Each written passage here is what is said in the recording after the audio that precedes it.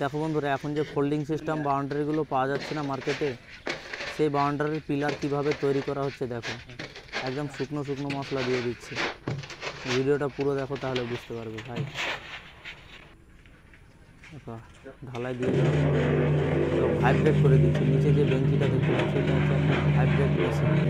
এতে করে কী হবে, পুরো একদম ঢালাইটা একে অপরের সাথে সেটে যাবে। ভাইব্রেট করে পুরো সাজিয়ে দেওয়া।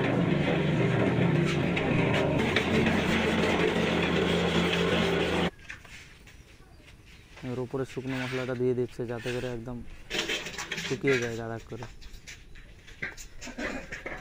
অনেক সুন্দর। এই দেখো, এবার উল্টে দিবে, বাস হয়ে গেল। এই দেখো হয়ে গেল ভাই, কত তাড়াতাড়ি।